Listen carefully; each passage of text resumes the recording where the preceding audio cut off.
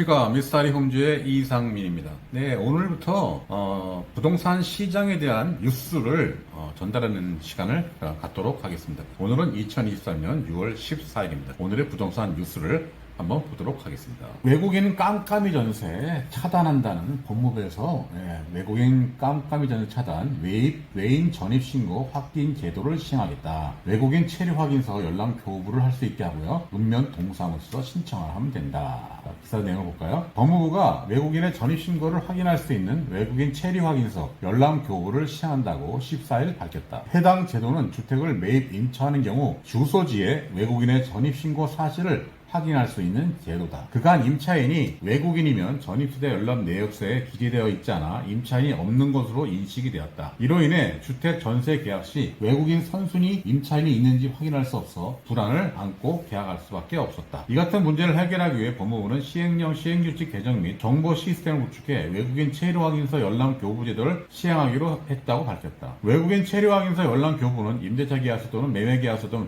서류를 첨부해 가까운 출입국 외국 간사나 외국인 간사나 읍면 동사무소 신청할 수 있다. 이게 참 웃기는 거 아닙니까? 내국인 같은 경우에는 전입세대 열람을 띄게 되면은 거기에 전입이 돼 있는지 안 돼 있는지 알 수가 있어요. 그래서 전입이 되어 있으면 내가 전입 신고를 하더라도 전입 자체가 안 됐었거든요. 근데 외국인들은 전입이 돼 있어도 확인할 길이 없어. 이 확인을 왜 그동안 안 해줬나 모르겠어요. 그리고 이게 법 개정이 아니라 시행령하고 시행규칙 개정만으로도 가능한 겁니다. 이게. 그러면 정부가 마음만 먹었으면 언제든지 할 수 있었던 거예요, 이게. 근데 이걸 안 해가지고 이것 때문에 항상 불안해가지고 전입세 열람을 뗐더니 아무것도 없어. 그래서 전입을 딱 들어갔더니 알고 보니까 외국인이 거기에 전입되어 있는 거야. 아니 이런 불합리한 제도를 정부 차원에서 국회를 통과하는 일도 아니고 시행령하고 시행규칙만 바꾸면 되는 거를 국무회의를 통해서 바꾸면 되는 걸 그동안 안 했다는 얘기예요. 그러면 그동안에 그 전인 그 정부는 이러한 불합리한 걸 알면서도 안 고쳤다는 얘기잖아요. 그냥 욕 들어먹어도 쌉니다, 진짜. 이런 것들이 다 피해를 보는 거잖아요.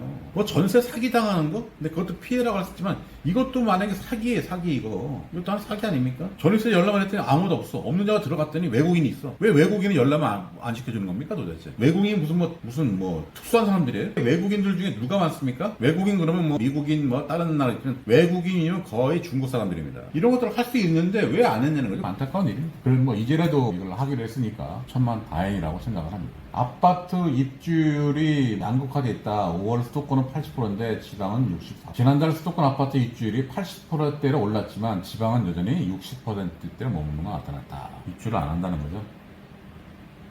그 원인 중에 미입주 원인으로서는 기존 주택 매각이 안 돼서 입주를 못 한다는 거죠. 44%에서 가장 많았다. 이어 세입자 미확보, 전세자를 못 구한 거죠. 잔금 대출이 불가, 잔금 대출을 못 해주는 거죠. 뭐 신용상의 문제가 생겨서 잔금 대출을 못 해주는 그런 순서로 나왔고요. 주사년 측은 현 추세라면 수도권 입주율은 최근 3년간 상반기 입주율 수준을 회복하겠지만 지방시장은 장기 침체에 진입할 우려가 있어 정책 대응 방안을 강구해야 한다고 말씀드립니다.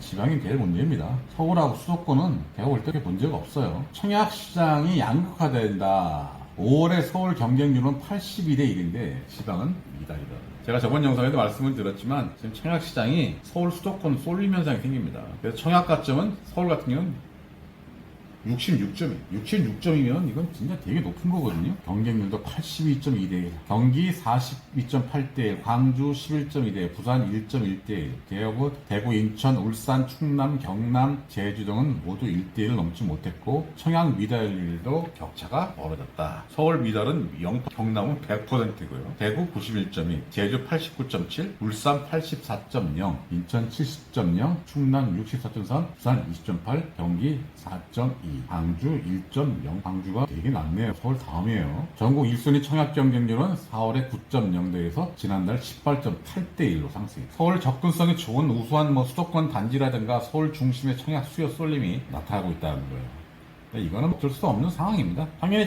청약을 쓰는데 내가 청약 통장을 갖고 있어요. 청약 통장을 갖고 있는데 그 청약 통장을 내가 어디 써야 됩니다. 한번 청약 통장을 써가지고 당첨이 돼서 내가 계약을 하게 된 다음에 나중에 그 또 청약통장을 또 만들려면 또 엄청난 시간이 또 필요한 거잖아요. 청약통장이래.